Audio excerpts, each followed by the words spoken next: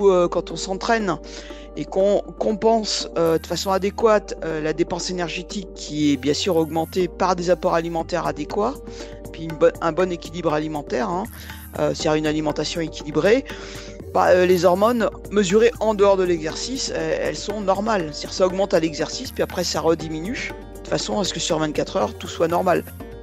Fait une méta-analyse donc sur plus de 40 000 sujets, qui a comparé donc les sujets qui avaient la force la plus élevée par rapport à ceux qui avaient la force la plus faible. Ils ont été suivis pendant 10 ans et ils ont mesuré donc au cours des 10 ans le taux de mortalité. Et donc, quand ils ont comparé ceux qui avaient la force la plus faible par rapport à ceux qui avaient la force la plus élevée, en analyse où on met tout au même niveau, tous les facteurs de risque, sur ces analyses statistiques, bref. Donc IMC identique, pression artérielle, cholestérol, tous les autres facteurs on les met au même niveau, on fait juste varier le niveau de force. Là, ceux qui avaient la force la plus basse avaient un risque de mortalité globale augmenté de 1,8 par rapport à ceux qui avaient la force la plus élevée. Ils n'ont pas encore bien compris la différence entre activité physique et temps passé assis. Et que le temps passé assis en lui-même, c'est vraiment un problème. Allez, c'est parti. Je suis très heureux aujourd'hui d'accueillir le professeur Duclos, qui est professeur des universités, praticien hospitalière, médecine du sport, spécialiste en endocrinologie, diabétologue, physiologiste, chef du service médecine du sport et exploration fonctionnelle au CHU de Clermont-Ferrand, présidente de l'Observation nationale de l'activité physique et de la sédentarité, autrice. Est-ce que j'oublie quelque chose? Ça suffit largement. Ça suffit largement. Du coup, quelles sont vos missions parmi tous ces rôles-là? Oh, ça dépend de quelle casquette je me chausse. À l'hôpital, c'est à la fois de m'occuper des sportifs en bonne santé, des sportifs malades de leur sport. Par exemple, la traumatologie du sport, des sportifs pour lesquels il y a besoin d'un bilan de fatigue inexpliqué ou de mauvaise performance. Euh, ou alors des sportifs qui ont besoin aussi d'évaluation, de bilan de performance, parce qu'il y a des évaluations cardiaques avec des échos cardiaques, enfin, ça c'est des personnes du service, d'autres médecins du service, ou on va à l'autre extrémité m'occuper aussi de patients qui ont besoin de l'activité physique dans le cadre de leur maladie. Et donc, on a une prise en charge proposée dans le service par des professionnels de l'activité physique adaptée. Après un bilan médical qui est fait dans le service, on leur propose 3 fois par semaine, pendant 3 mois, gratuitement, une activité physique adaptée, de façon à leur prouver qu'ils sont capables de faire de l'activité physique, première chose, qu'ils sont capables de progresser, d'y prendre plaisir et puis surtout d'améliorer leur pathologie pendant ces 3 mois. Puis après, on leur propose un relais vers d'autres, soit des associations, soit des clubs, soit de pratiquer en autonomie. On les suit régulièrement euh, pour pour justement pour les aider à maintenir sur le long terme l'activité physique. Génial. Donc, vraiment, l'activité physique, c'est l'élément central Ouais, de toutes vos casquettes. On s'en ouais, ouais, ouais. aperçoit. Il y a plus de 20 ans, vous aviez d'ailleurs publié un article sur les effets de l'entraînement sur les fonctions endocrines. En fait, généralement, quand on parle de l'entraînement, on parle souvent des facteurs externes, disons la prise de masse, la perte de poids, etc. Mais il y a vraiment des enjeux microscopiques. 20 ans après déjà, est-ce qu'il y a des nouveautés, des choses qui ont changé depuis cette étude? Ah voilà, on fait tellement de choses maintenant, c'est-à-dire qu'on connaît de mieux en mieux. L'élément le plus important, je crois, qui est sorti là depuis une dizaine d'années, c'est les myokines. C'est-à-dire c'est que le muscle est capable de produire ses propres hormones qu'on appelle les myokines, ou même les exerkines, c'est-à-dire l'organisme produit au cours de l'exercice liées à la contraction musculaire, entre autres, des hormones. Donc le muscle produit des myokines, le tissu adipeux produit des adipocines, le foie produit des hépatokines, le cœur produit aussi ses propres hormones, et ces hormones sont produites uniquement au cours de l'exercice. C'est pour ça qu'on les appelle des exerkines.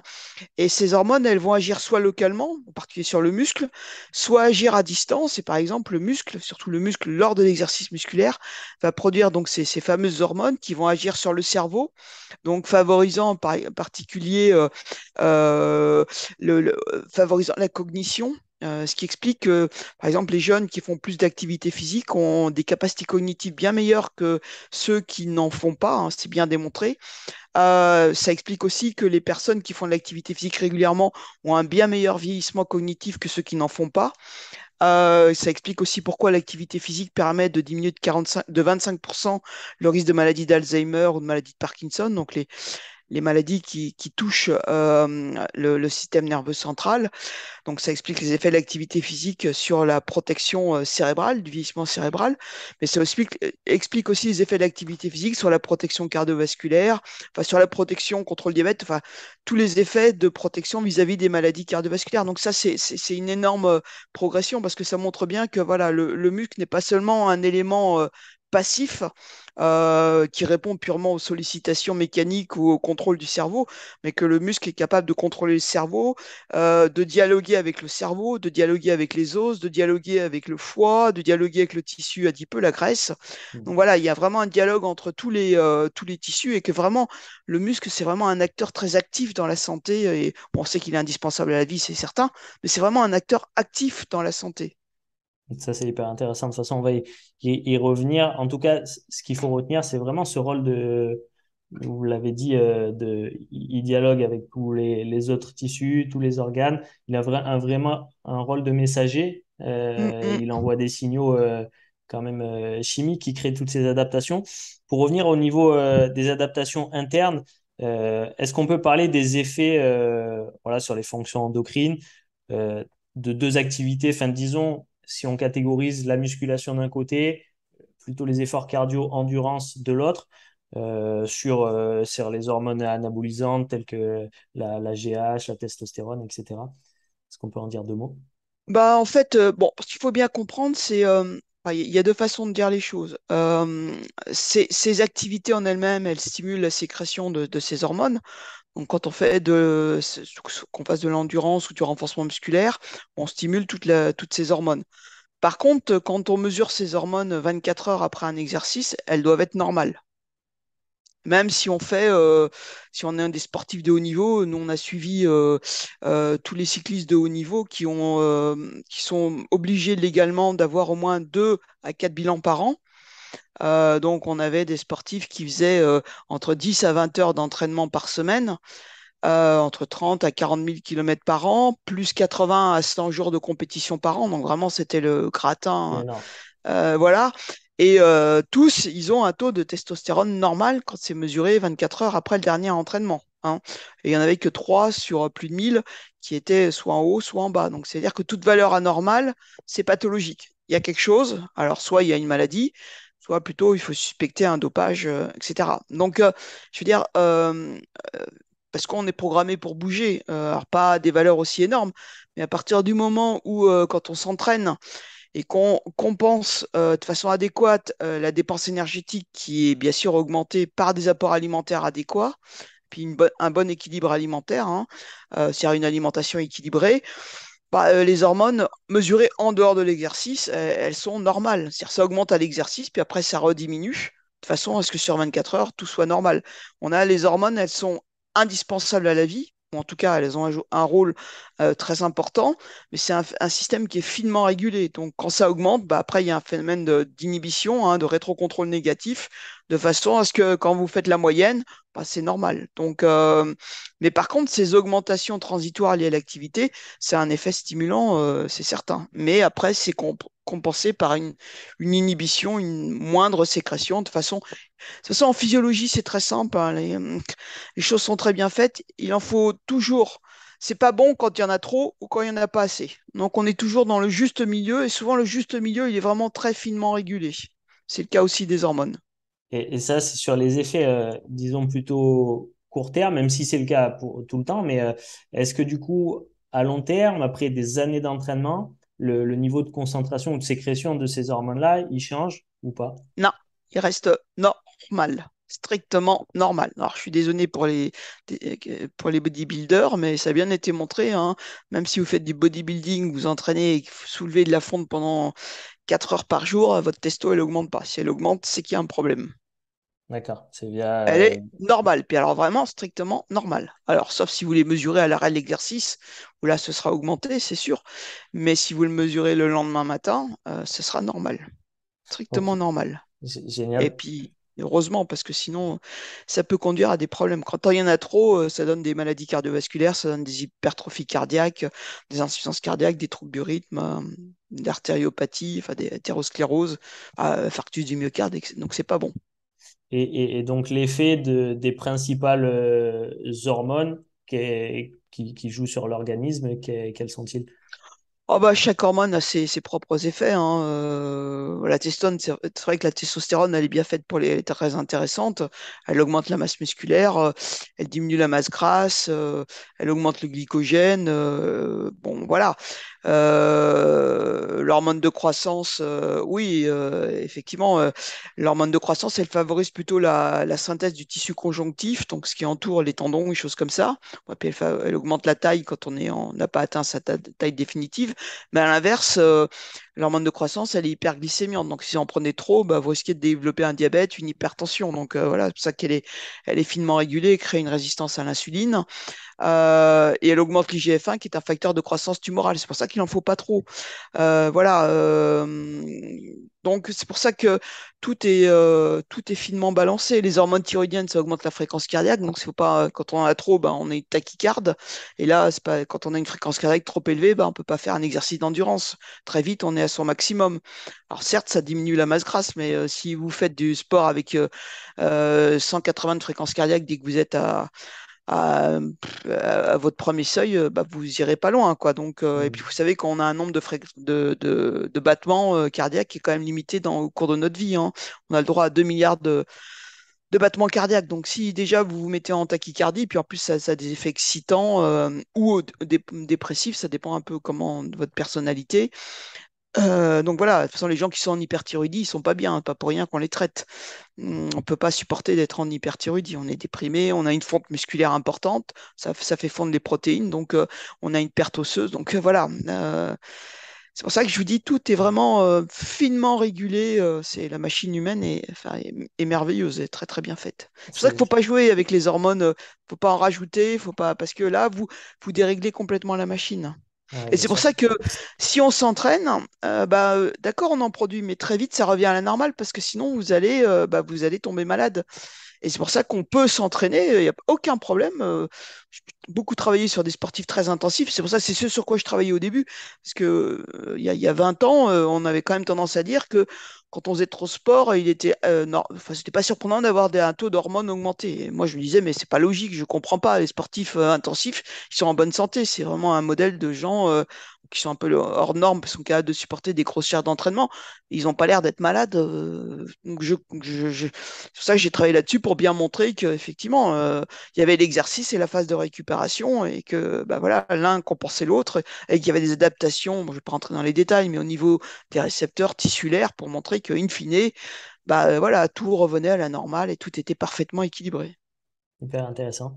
Vous avez évoqué juste avant le rôle d'une alimentation adéquate, du coup, dans cette logique-là.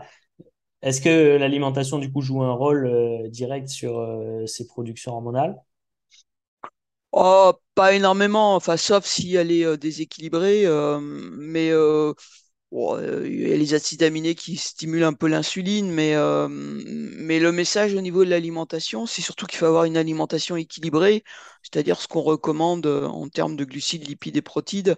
Et surtout, c'est que si vous avez une alimentation équilibrée, vous n'avez absolument pas besoin de rajouter des vitamines, ni de compléments alimentaires. Parce que si l'alimentation est équilibrée, comme vous faites de l'exercice, vous allez manger plus forcément parce que votre dépense énergétique est augmentée. Donc vous allez apporter plus de vitamines, plus d'autres oligo-éléments. Donc effectivement, comme vous faites de l'exercice, vous en avez besoin de plus, mais vous mangez plus, donc vous apportez le nécessaire. Si vous avez une alimentation équilibrée, donc il n'y a pas besoin de rajouter de vitamines A, B, C, D, tout ce que vous pouvez imaginer. Vous n'avez besoin de rien, rien de plus. Les seules choses qui peuvent être ajoutées, c'est chez la femme qui fait de l'endurance, où il y a souvent parfois une carence en fer parce que les sportifs en endurance, du fait de la course à pied, et ceux qui font de la course à pied ont une perte de fer avec en fait le mouvement des pieds contre le sol, ça crée une hémolyse, donc une destruction des globules rouges. Et puis il y a aussi une perte de fer par le tube digestif. Il y a des micro-saignements, donc on sait que, et c'est encore plus vrai chez la femme, parce qu'il y a en fait une perte aussi de sang avec les règles. Et déjà, elles ont un stock en fer plus bas, donc parfois on est obligé de rajouter du fer, mais c'est tout. Pour le reste, il y a besoin de rien de particulier. C'est génial. Du coup, vous êtes venu sur le terrain de la femme et de ses spécificités, c'est hyper intéressant. Il y a encore quelques années, je crois que c'était avant 2014, on parlait de la triade de l'athlète féminine. À présent, on parle plutôt du RED-S, Mm. qui n'est pas que spécifique à la femme, c'est aussi le cas chez l'homme. En tout cas, ce Relative Energy Deficiency in Sport. Euh, il est important de prendre en compte tous ces aspects, comme vous l'avez dit, parce que ça peut induire des dérèglements sur une faible disponibilité énergétique peut induire des dérèglements au niveau endocrine, au niveau des hormones, pardon, au niveau du métabolisme osseux, au niveau cardiovasculaire. C'est- Qu'est-ce que vous pouvez dire là-dessus? Ah oui, ça c'est sûr. Bah, donc il y a des sports effectivement où les performances sont parfois favorisées par un indice de masse corporelle qui est faible, hein. Donc je rappelle, l'indice de masse corporelle, c'est le poids sur la taille au carré. Bon, vous voyez bien le profil des sportifs en endurance, ceux qui font du fond, du demi-fond, du marathon, des trails, c'est des gens qui sont minces, hein, très minces. Et c'est évident parce que quand vous faites 42 km, quand vous faites 42 km, vous n'allez pas. Quand vous faites 42 km, 42 km, vous mesurez 1,70 m, c'est plus facile de faire 42 km en pesant 60 kg que de faire 42 km en pesant 80 kg. Voilà, le poids, à ce moment-là, ça vous ralentit. Donc, et votre consommation d'oxygène, elle est rapportée par kilo de poids. Donc, et voire au mieux par kilo de masse musculaire. Donc c'est vrai que les gens qui font du fond n'ont pas non plus une énorme masse musculaire, parce que la masse musculaire, c'est ce qui consomme de l'oxygène. Donc, parfois, eh ben, justement, on arrive un peu aux extrêmes, c'est-à-dire on se dit, je vais baisser, et puis ça va aussi avec le diktat aussi un peu des médias, avec, surtout chez les femmes, mais ça touche aussi un peu les hommes, avec voilà, les femmes, le profil qu'on nous propose comme femme idéale, c'est des femmes qui n'existent pas, hein. C'est des femmes qui ont 16% de masse grasse, qui ont des IMC à 18, 17. Donc, c'est des femmes qui ont un profil, ce que nous, on appelle la maigreur. C'est pathologique, hein. Et donc, c'est des femmes qui, in fine, ont donc ces conséquences de ce qu'on appelle une faible disponibilité énergétique. Ça veut dire qu'en fait, leurs dépenses énergétiques ne sont pas compensées par des apports alimentaires adéquats. Donc, il y a un déficit énergétique majeur et chronique. Donc, c'est pas une journée, c'est pas une semaine, c'est pendant des mois. Et donc, forcément, bah, l'organisme, lui, ce qu'il va faire, c'est qu'il va mettre en réserve ce qui n'est pas indispensable à la vie. Et qu'est-ce qui n'est pas indispensable à la vie immédiate? La vie immédiate, les besoins énergétiques, c'est la fonction cardiaque, c'est fonctionner les poumons, le tube digestif et le cerveau. Le cerveau, c'est un grand consommateur d'énergie, en particulier de glucose. Donc, et puis, ce qui n'est pas indispensable immédiatement à la vie, c'est quoi? La fonction sexuelle, hein, et ça coûte un cycle chez la femme, ça coûte cher en termes d'énergie. La température corporelle, on peut la baisser un peu, on va baisser un peu la fréquence cardiaque. Donc, on va se mettre en mode économie d'énergie. Donc, en fait, les femmes, elles vont avoir des troubles du cycle. Souvent, elles vont être en aménorrhée, donc en arrêt des cycles, elles n'ont plus de règles. Et donc ça, cliniquement, c'est voilà, des femmes qui ont soit des règles, elles ont 3 cycles en gros dans l'année, c'est une oligoménorrhée, ou alors plus de règles du tout. Et donc, résultat, elles ne sécrètent pas d'estradiol, d'estrogène. Et les estrogènes, elles ont un rôle majeur sur l'os. Et elles vont déminéraliser leur os, comme les femmes ménopausées, parce qu'à la ménopause, on n'a plus d'estrogène. Et donc, elles vont déminéraliser leur os. Et le problème, c'est qu'en 2, 3 ans, elles vont se retrouver au niveau de l'os dans la même situation qu'une femme ménopausée. Sauf que la ménopause, elle survient à 54 ans. Et là, ça peut survenir à 25, 30 ans. Donc, elles vont avoir. C'est pour ça qu'il faut absolument prendre en charge ces troubles ces troubles liés à une insuffisance d'apport alimentaire. Et on voit un peu le même profil chez l'homme. Alors pareil, ils sont dans des sports où la masse grasse est peu importante, le cyclisme et le front, enfin l'endurance, C'est et ça, avec une testo qui est basse, quoi. Alors eux, cliniquement, comme l'axe gonadotrope, enfin les gonades, enfin l'axe testiculaire chez l'homme est quand même moins compliqué que chez la femme, parce que chez les femmes, il y a une sécrétion cyclique. Donc il est beaucoup plus sensible à des modifications, à des perturbations chez la femme. C'est moins fragile chez l'homme. Donc on a moins de troubles, mais il y a aussi des troubles osseux, c'est sûr. Puis une perte de la libido chez l'homme. Ouais, c'est des cascades entre guillemets infernales et faut être vigilant à tout ça dans Oui, son oui, suivi. oui, oui. Oui, oui. Quand il y a un arrêt des règles, c'est pas normal, hein. En tout Mm. cas, on peut se peut arriver une fois un cycle qui saute parce qu'on a eu un stress important. Bon, ça peut arriver à tout le monde. Mais quand ça perdure au-delà de 3 mois, c'est pathologique, ouais. Ok, Faut consulter. intéressant à retenir. Euh, pour clôturer au niveau des sécrétions hormonales, est-ce qu'il y a des différences en termes, donc toujours pareil, côté plutôt musculaire, musculation d'un côté et plutôt endurance, en termes de cinétique, de retour à la normale, est-ce que ça différencie? Euh, alors, après un bon entraînement de musculation, ouais, parfois ça met 2 heures à revenir à la normale, mais au bout de 2 heures, ça revient à la normale. Et c'est vrai qu'on sécrète beaucoup plus de testostérone quand on fait du renforcement musculaire ou de la muscu par rapport à l'endurance. L'endurance, ça peut augmenter jusqu'à 2 heures, mais au-delà de 2 heures, ça va diminuer. C'est-à-dire que si vous faites un gros entraînement d'endurance sur 3 heures voilà, ça augmente pendant les 2 premières heures, puis après ça va diminuer, et ça peut rester un peu diminué en post-exercice, puis après ça revient à la normale. Donc en fait, oui, faites pas de l'endurance. Enfin, l'endurance augmente pas vraiment la testo. En tout cas, c'est pas une diminution du catabolisme. Alors que effectivement, le renforcement musculaire, l'exercice en lui-même va plutôt augmenter la testo, ça c'est sûr. Mais pendant l'exercice et en post-exercice, et après ça revient à la normale. Mm. Et c'est pour ça que voilà, en fait, disons que l'ambiance hormonale quand vous faites du renforcement musculaire, elle est plutôt pour favoriser le gain de masse musculaire, alors que l'ambiance hormonale pendant l'entraînement en endurance, ça favorise pas vraiment le gain de masse musculaire. C'est ce qu'on voit bien sur le terrain. Mais c'est tout à fait normal. Vous avez aucun intérêt. Vous voyez pas demander à un bodybuilder de courir. Il courra pas parce que ça coûte trop cher. Il a tellement de masse musculaire que ça consomme énormément d'oxygène. Donc il n'y a aucun intérêt. Imaginez que vous mesuriez 1,80 m et que vous pesiez 100 kilos, tout ça, ce soit 60% de votre poids, cette soit de la masse musculaire. Vous imaginez la consommation d'oxygène? Mm. C'est impossible, vous ne pouvez pas courir, ça consomme trop d'oxygène. Par contre, si vous faites mesurer 1,80 m et que vous pesez 72 kilos, bah là, votre masse musculaire, même si c'est 60% de votre corps, bah là, il y en a beaucoup moins. Et donc là, votre consommation d'oxygène, elle est bien moindre. Donc, si vous avez une VO2 max qui est élevée, bah, effectivement, vous allez pouvoir courir à pourcentage élevé de VO2 max pendant longtemps. C'est très clair. Très récemment, la transition est toute trouvée. Vous êtes intervenu à une sorte de congrès, les Assises du muscle. Mm. Donc, on va parler un petit peu du muscle, voilà, et quel est son rôle au muscle dans la santé générale? Ah bah il est indispensable à la vie parce qu'en fait le muscle, vous savez, il y a 3 types de muscles, hein. Il y a le muscle strié squelettique, dont on parle, là, donc le quadriceps, le biceps, les abdos et voilà. Donc qui lui permet la posture, le mouvement, la thermogénèse, la production de chaleur. Il y a le muscle strié cardiaque. Donc le strié squelettique, bah, la contraction, elle est volontaire.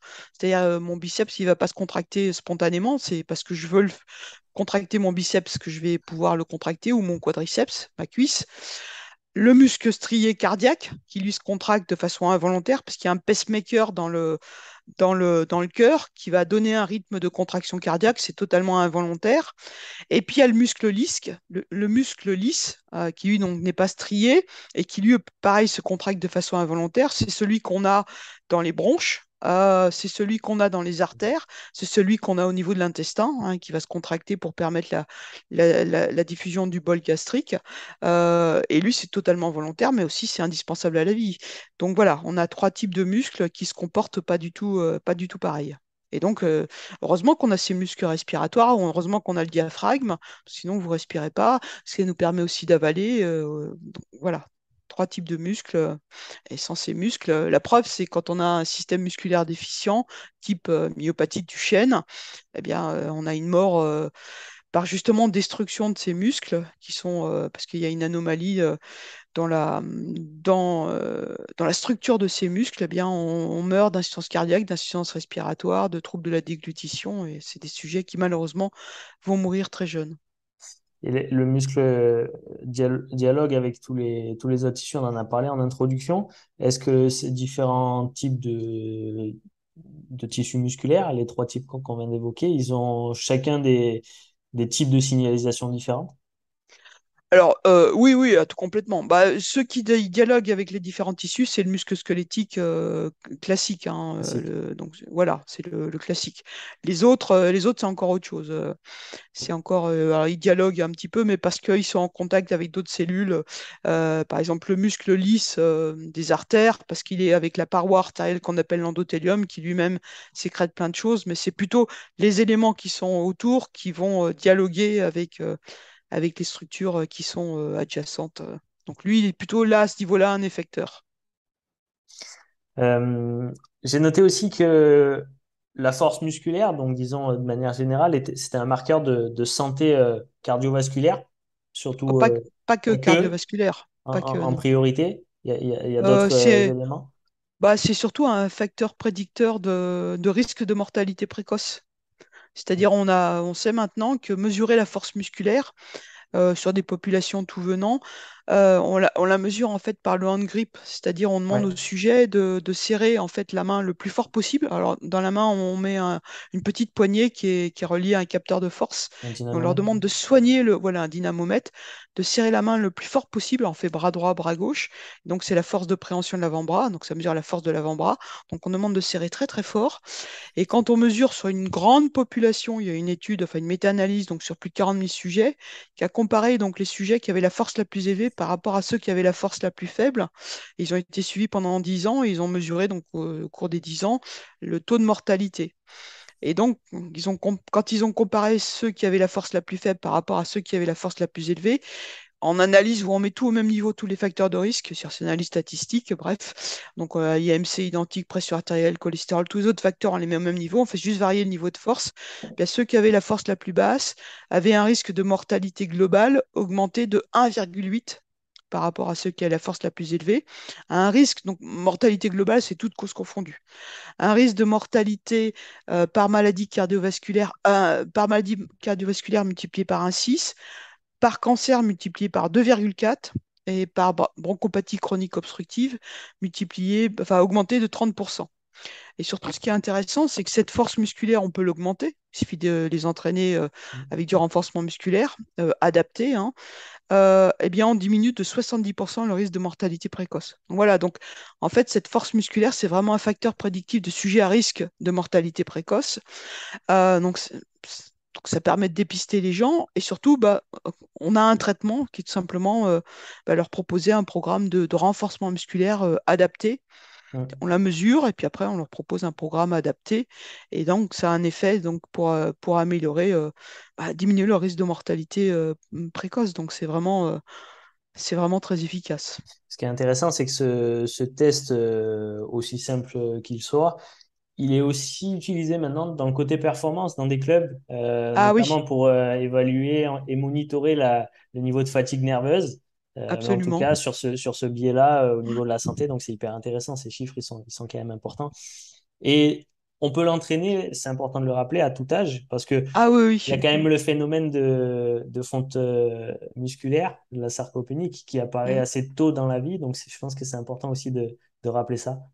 Ah oui, en fait, on commence à perdre de la masse musculaire à 30 ans. Bon, c'est pas beaucoup, hein. C'est surtout, on le voit surtout à partir de 65 ans où là, la perte, elle commence vraiment à être importante. Et le problème, si vous voulez, les conséquences à long terme, on perd non seulement de la masse musculaire, mais on perd surtout de la force musculaire. Et donc, le problème, c'est qu'on risque, le risque à 70 ans, parfois plus tôt, c'est on ne puisse plus être autonome dans sa vie courante. C'est-à-dire, on considère qu'on est autonome quand on peut porter un sac de course de à peu près 2,5 kg, ce qui correspond aux courses qu'on fait, qu'on puisse marcher à peu près 300 à 500 mètres, qui est souvent la distance entre la maison et puis les premiers magasins, et qu'on puisse monter à peu près 5 à 10 marches, hein. Parfois, c'est ce qu'on a à faire pour monter dans le bus ou voilà. Et quand quand on peut plus faire tout ça, puis surtout le deuxième risque, c'est aussi le risque de chute. Mm. Parce que si vous n'avez pas la masse musculaire quand vous cognez contre un petit bord de trottoir ou un trottoir parce qu'il y a une branche qui est un petit peu qui déborde ou qui a un petit truc qui traîne, si vous n'avez pas la force pour de vos muscles pour vous retenir, bah, vous tombez et les chutes, bah, c'est la première cause de mortalité, enfin c'est une cause de mortalité importante hein, chez les personnes âgées parce que ça implique hospitalisation, parfois effectivement prothèse de hanche, et dans la moitié des cas, il y a un risque de mortalité. Donc la prévention des chutes est important et le premier élément de prévention, bah, c'est effectivement un maintien de la masse musculaire pour effectivement euh, ça permet d'éviter de tomber et puis ça permet aussi, après, en même temps, on travaille la coordination, l'équilibre. Mm. C'est un rôle de protecteur sur les chutes. Ça peut aussi, alors toute proportion gardée, mais certaines masses musculaires, un certain niveau de force musculaire peut aussi prévenir la chute en elle-même, l'impact sûrement au Bien sol, et ça sûr, peut aussi aider les gens à se relever, enfin les personnes bien sûr, en ça c'est difficulté, un c'est élément ça aussi. important. Oui, oui, il y a beaucoup de, enfin, chez les personnes âgées, il y a aussi la hantise de la chute une fois qu'ils sont tombés, où elles ne peuvent plus se relever parce qu'elles n'ont plus de force effectivement pour se relever. Oui, oui. Et quand elles sont toutes seules, elles peuvent rester parfois 2 jours ou 3 jours. Et si ça leur arrive dehors, enfin quand elles sont sur la terrasse, elles peuvent avoir des problèmes liés à l'hypothermie ou la déshydratation parce qu'il fait chaud, etc. Oui, oui, oui. Ok. Est-ce que vous avez étudié ou est-ce que vous avez un avis sur les écrans et Oui, qu'est-ce que ça peut apporter sur le dérèglement, le système hormonal? les écrans, c'est une calamité. C'est-à-dire, le problème des écrans, c'est qu'à ce moment-là, on est assis. Donc, il y a le double problème, on n'est pas actif physiquement et en plus, on est assis. Donc, en fait, il y a on discerne deux pathologies, hein. C'est vraiment le problème lié à l'insuffisance d'activité physique. Donc, ça induit les maladies chroniques, le diabète, l'obésité, les maladies cardiovasculaires et une augmentation du risque de cancer. Et le fait d'être assis qui en lui-même est un facteur de risque de mortalité précoce et de pathologies chroniques, les mêmes, mais indépendamment de votre niveau d'activité physique. C'est-à-dire que même si vous faites une activité physique selon les recommandations, c'est-à-dire au moins, si vous êtes un adulte, 150 minutes d'activité physique par semaine, si vous passez beaucoup de temps assis, eh bien, vous augmentez vos risques de faire des maladies chroniques. Et donc, ce temps passé assis, on le passe surtout, voilà, il y a au bureau, mais c'est surtout quand on rentre chez soi où on passe, surtout les enfants d'ailleurs, énormément de temps derrière les écrans. Et le problème des écrans, c'est qu'en plus, les écrans, quand on est chez soi, on a tendance à grignoter. Donc il y a à la fois un comportement assis, mais il y a aussi un comportement de grignotage. Et quand on grignote, c'est pas des haricots verts. Donc c'est une alimentation qui est absolument pas saine, qui est riche en acides, enfin en mauvaise graisse et en sucre rapide. Et voilà, donc ça cumule beaucoup de choses et ça, c'est vraiment un problème. En plus, Ouais. ça vous isole, enfin, quand vous passez beaucoup de temps. Pour les enfants, ce qui fait que souvent ils se couchent tard, même parfois chez les adultes. Donc ça réduit le temps de sommeil. Alors aussi, maintenant on sait qu'on dort plus assez. On a réduit au moins une heure et quart notre temps de sommeil sur les 10 dernières années. Et le manque de sommeil aussi est un facteur de risque pour développer des maladies chroniques. Donc voilà, tout ça cumulé, en fait, le trépied, hein, c'est vraiment activité physique régulière diminution du temps passé assis, alimentation équilibrée et un temps de sommeil nécessaire.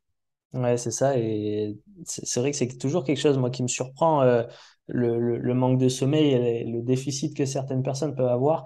Et, notamment quand on sait le stress que ça induit, la difficulté ensuite que ça peut engendrer sur la perte de masse grasse. On stocke des réserves. C'est une cascade, encore une fois, qui est compliquée, une combinaison de Ouais, plusieurs éléments. Ouais. ouais, mais je pense que tout le monde le sait. Enfin, je pense qu'on ne le répète pas assez, les conséquences du manque de sommeil. Ça peut induire en soi des maladies. Euh, et puis tester, je veux dire, vous êtes beaucoup plus concentré quand vous avez bien dormi. Et puis, en plus, ce qu'il faut savoir, c'est quand on manque de sommeil, on mange plus. On a beaucoup plus faim, on a Mm. moins de satiété, on a besoin d'appétence pour le sucré. Donc, en plus, ça ne fait qu'aggraver des troubles métaboliques qui existent ou qui n'existent pas, mais qui vont exister. Ça, c'est bien démontré. Donc, enfin, ça, vraiment tout négatif. C'est-à-dire que le manque de sommeil augmente l'hormone de la faim, ça, la gréline? Oui, enfin, la hormone de la faim, ça diminue la satiété, ça crée une insulino-résistance, donc ça vous avez tendance à tout stocker en plus. Donc, c'est vraiment pas bon pour la santé. J'ai vu une étude passée, vous parliez du temps assis qui était corrélé au fait d'être devant les écrans, en l'occurrence, mais aussi au travail, au transport, mm, etc. mm. Euh, a priori, les Français regardent en moyenne un écran pendant 32 heures par semaine. Ça fait un cinquième du temps et on est assis à peu près 12 heures par jour. Mm, Quand mm, même mm. impressionnant. Les jours travaillés, c'est à peu près 12 heures par jour. C'est l'étude Nutrinet.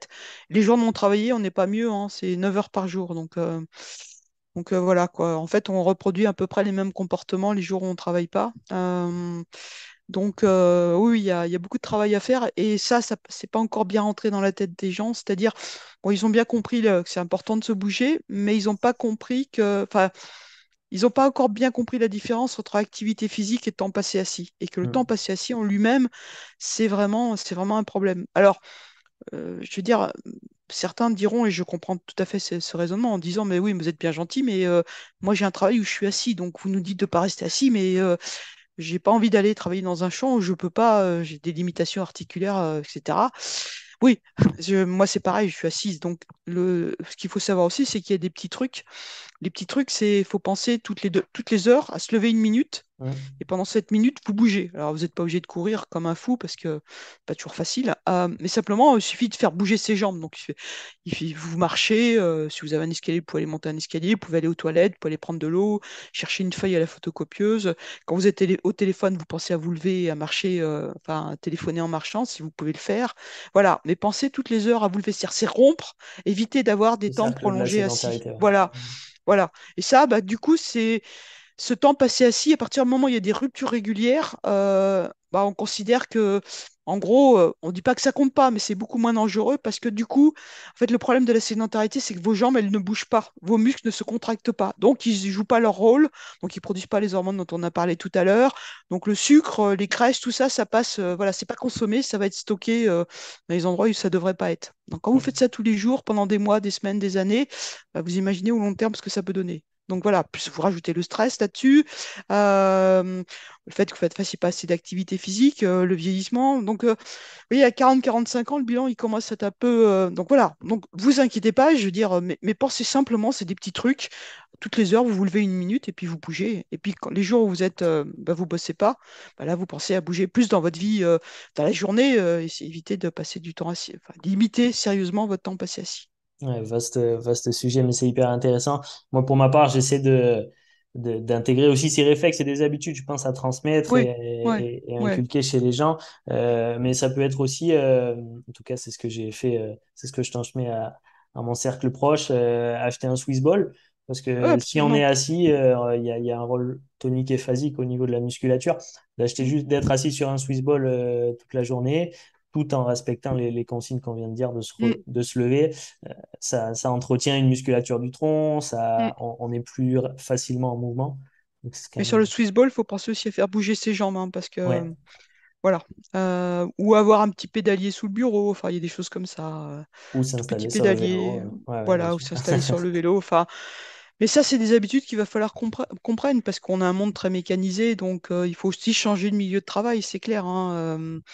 Mais dans l'idéal, effectivement, c'est bien d'avoir des petits. On a fait des travaux, nous, avec des tout petits pédaliers de bureau, hein, qui prennent pas Mm. beaucoup de place. Ça fait pas de bruit. Vous faites une demi-heure le matin quand vous voulez, pas forcément d'un coup, et une demi-heure le soir. Vous transpirez pas du tout, hein, c'est matin, après-midi. Vous transpirez pas, vous pouvez travailler en même temps et c'est déjà efficace, hein. On a des effets qui sont très, très significatifs sur la santé. Voilà, c'est des choses, mais il faut que le milieu de travail aussi Ça enfin, organise. intègre ces données. Voilà, s'organise, intègre ces données. Ouais. Mm. Top. J'avais une question au niveau de l'impact qu'ont eu les dernières années, là, notamment le confinement sur la sédentarité. Est-ce qu'on a des éléments, des données observables depuis les 2 années qui se sont passées? Oui, oui, bah, avec l'Observatoire national de l'activité physique et de la sédentarité, on a fait une grosse étude pendant le confinement qui avait montré qu'il y avait une augmentation très importante de la sédentarité. Ça, c'est mais Santé publique France l'avait fait aussi. Enfin bon, et oui, oui, il y a une augmentation majeure du temps passé assis. Bah, et on était limité pour le temps dehors. Bon, le niveau d'activité physique avait diminué. Et a priori, là, à distance du confinement, On n'est pas vraiment revenu, en tout cas, on n'a pas eu d'amélioration. On espérait que après enfin, certains espéraient, je ne faisais pas partie de ces gens-là, certains espéraient que effectivement après le confinement, on verrait une amélioration par rapport à avant le confinement. Ça, c'est non, malheureusement, on n'a pas observé d'amélioration par rapport à ce qu'on observait avant le confinement. On revient à la D'accord. situation antérieure, voire même un peu aggravée par rapport à ce qu'on avait avant. D'accord. Alors, c'est des cas peut-être particuliers, certaines personnes qui ont pu mettre en place des aménagements chez eux, des home gym, mais du coup, de manière générale, c'est pas le cas. Mm. Bah, le problème, c'est que voilà, ça commence, mais c'est tout le problème de démarrer une activité physique. C'est démarrer, ça va, mais c'est maintenir sur le long terme. Et le long terme, Mm, c'est tout le problème de changer des comportements sur le long terme. C'est pas simple. mm, Quand on est confronté à tout ce qui peut être les freins, le temps, etc. Et en tout cas, ce qui est sûr et certain, c'est que le télétravail n'a fait que augmenter le temps passé assis.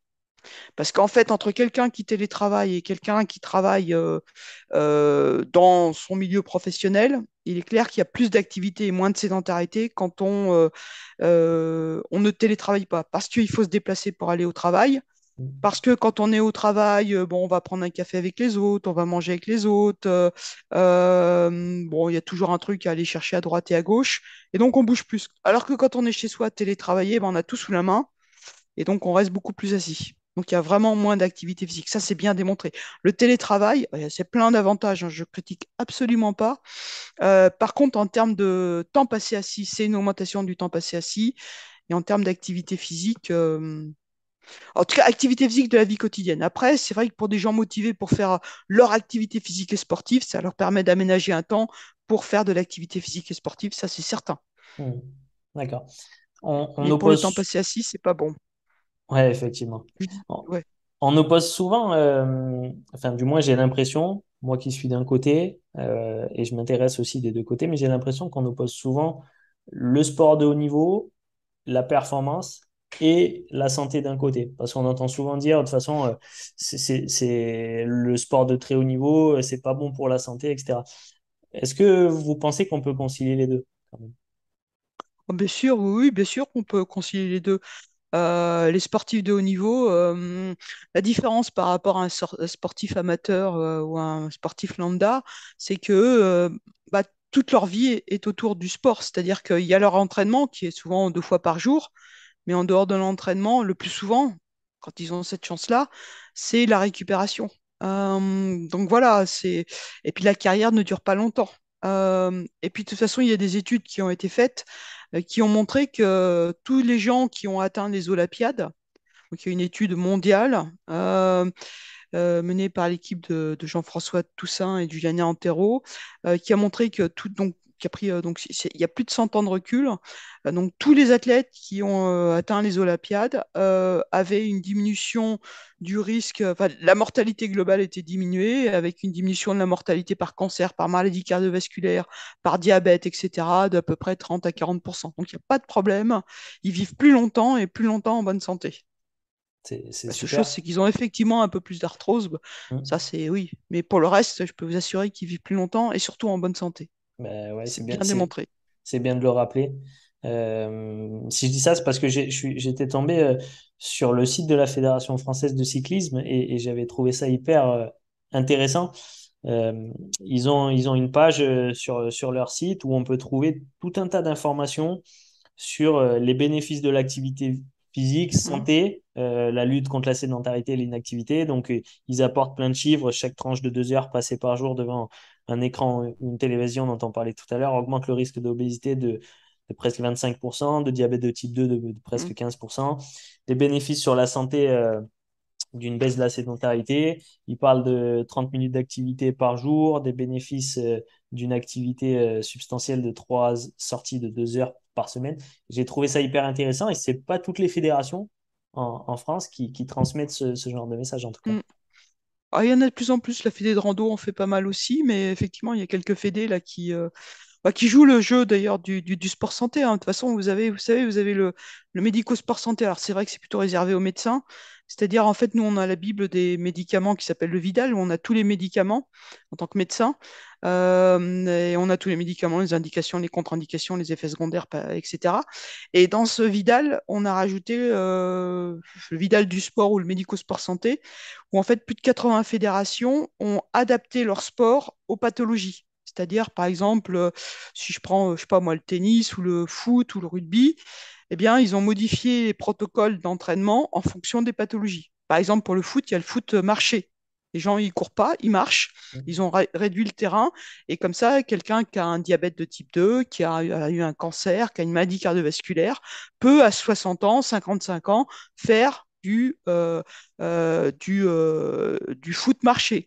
Ou le rugby, c'est du rugby touché. Donc, il n'y a pas de plaquage, juste on touche. Et pareil, les règles ont été. Donc, ça permet à des gens qui ont une maladie chronique, c'est beaucoup plus motivant de se dire, bah voilà, une fois qu'on les a réadaptés un peu à l'activité physique, après ils vont commencer. Donc, c'est un jeu en groupe, c'est collectif, c'est ludique. Ça augmente. Alors, ils disent par type de sport les indications, les contre-indications. Ça augmente l'endurance, la force, la coordination, l'équilibre. Euh, et puis, bah voilà, regarde, moi, je vais faire du rugby comme mon petit-fils, ou je vais faire du tennis. Alors, le tennis, c'est pareil. Ils ont monté la taille des raquettes, les balles sont en mousse, le terrain est plus petit. Enfin, c'est absolument génial, quoi. Il y a le nager forme santé. Il y a plein, plein de choses. Donc, ça, c'est assez génial. Et Ouais, il n'y a qu'en France qu'on fait ça. c'est super. Bah, c'est bien de le rappeler. C'est vrai que j'avais pas en idée toutes ces choses-là, même si je les ai vues passer. Mais effectivement, ouais, quand on y pense, du coup, on s'aperçoit qu'en fait, plusieurs sports vont dans ce sens. Donc c'est bien, ça permet Ah, une activité sur le ouais. long terme et à tous les âges, quoi. Mm. Absolument, basket sans pivot, sans saut, avec bah, des tailles beaucoup plus petites de paniers. Enfin voilà, pour que ce soit vraiment adapté à des gens qui ont des limitations, qui ont une pathologie, de façon à ce qu'ils ne se blessent pas et que ce soit vraiment accessible à tous. Voilà. Recherchez dans vos fédés s'il y a, je vous dis, il y a 80 fédés qui ont fait ça, donc c'est énorme, hein, enfin, en gros pratiquement toutes les fédés, quoi. Super. Professeur Duclos, pour finir, enfin, quel conseil vous donneriez à monsieur et madame tout le monde, disons, pour clôturer tout ce qu'on vient de dire, qui, par exemple, qui faisait du sport quand il était jeune et qui a arrêté, qui aimerait reprendre à 50, 60 ans parce qu'il s'inquiète pour sa santé. Ah bah, si vous n'en avez pas fait depuis longtemps, vous consultez votre médecin pour être sûr qu'on juste faire le point sur vos limitations, etc. Mais ça ne veut pas dire, vous inquiétez pas, vous n'aurez pas des examens, hein. De toute façon, l'activité qu'on va vous proposer est une activité d'intensité modérée, donc ça ne nécessite pas de bilan. Ou alors, si vous avez des facteurs de risque, vous êtes symptomatologique. Sinon, ce qui est important, c'est d'abord de se bouger dans sa vie quotidienne. Deuxièmement, alors, il n'y a pas d'activité privilégiée en fonction de l'âge. C'est trouver quelque chose qui vous plaise. Parce que et ben, voir plusieurs choses. Mm. Alors, il y a des gens, c'est plutôt seul. Moi, je vous conseille éventuellement si plutôt en groupe parce que l'aspect aussi socialisant, rencontrer du monde. Des fois, on n'a pas envie tout seul, mais si on sait qu'on va rencontrer des gens sympas, qu'on va se marrer, bon, l'aspect voilà collectif, Social, c'est ouais. extrêmement ouais social, c'est vraiment un aspect important. Puis on peut faire plein de choses aussi en dehors avec les autres. Donc voilà, trouvez quelque chose qui vous plaît, parce que l'idée c'est de le faire sur le long terme. N'hésitez pas à faire des choses variées, mais vraiment c'est quelque chose qui va vous plaire. Et après, il n'y a pas de... Vraiment, il y a très peu de choses contre-indiquées. Donc si vous avez le moindre doute, vous consultez votre médecin pour voir peut-être s'il y a une petite douleur articulaire, etc., pour qu'il vous oriente un petit peu, puis après trouver ce qui vous plaît. Et puis commencez doucement, par contre doucement, progressivement, parce que il n'y a pas besoin, je veux dire, d'attendre le lendemain d'avoir des courbatures, hein. Si vous avez des courbatures, c'est que vous êtes allé trop fort. Voilà. Il y a un petit peu Parfait. tous les jours, tous les 2 jours, et puis c'est gagner du temps et des années de vie en bonne santé. C'est très clair. Ben, merci en tout cas, je me suis régalé. Je pense que les gens qui écouteront, les auditeurs qui écouteront ce podcast aussi, on a appris plein de choses. Merci pour le temps que vous nous avez accordé. Bah, merci de votre invitation en tout cas. C'est génial.